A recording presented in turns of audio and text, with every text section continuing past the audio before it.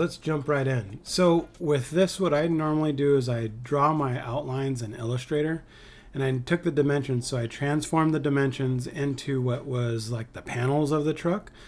And then in Photoshop, what I do is on a separate layer, I trace that with the polygon lasso just to do a fill layer, so it's just an easy select and it selects the whole shape in Photoshop. And then once I have that done, I can go through and I can find or draw other elements. And when I select and paste into, that allows it to go into the shape without having to do any kind of modification or cropping or anything like that. Once that's in there, what you can do is you can play with the layer styles, and that'll change the hues and whatnot. Sometimes it gets a little tricky with gradients, that kind of thing, especially when you have so many layers going on.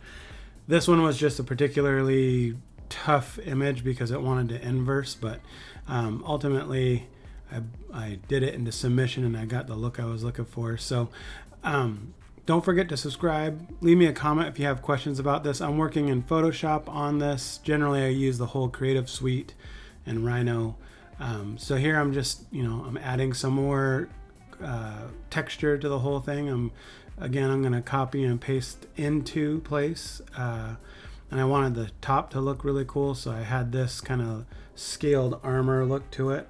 And again, I'm going through this particular image, luminosity as the layer style really made it look good. So now what I want to do is I want to put something on the hood.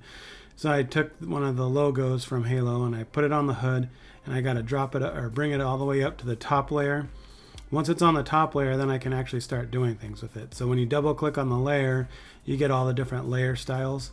And here what I ended up doing is I ended up playing around with the embossing.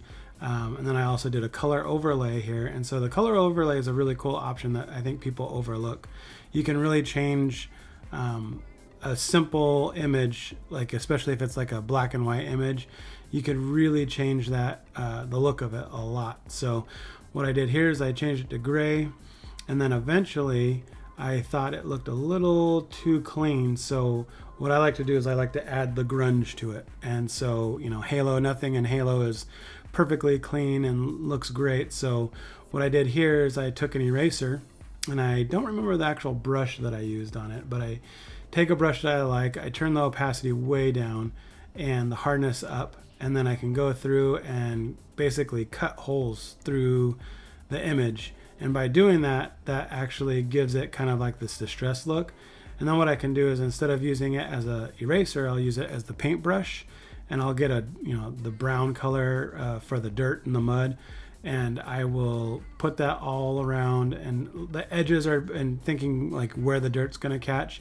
Don't forget to label your layers. It really helps if you do that, to try to keep things kind of in order. The other thing that you want to do is, once you start adding different textures to your composition, the more textures, layers that you add, the cooler it looks. So it gives it a lot more depth. You can play with shadow, you can play with coloring things, all that kind of stuff. So as you can see here, it really, it starts giving it a lot of depth, and it makes it look like the ODST is almost standing or punched into the armor. Really cool effect. I'm going to finish this up offline, but if you like this sort of thing, let me know. Also, look forward to part 3, where we actually do the wrap of the vehicle. That'll be a really cool process, and not many people know or have seen how it's done. So stay tuned for that next video. Until then, take it easy.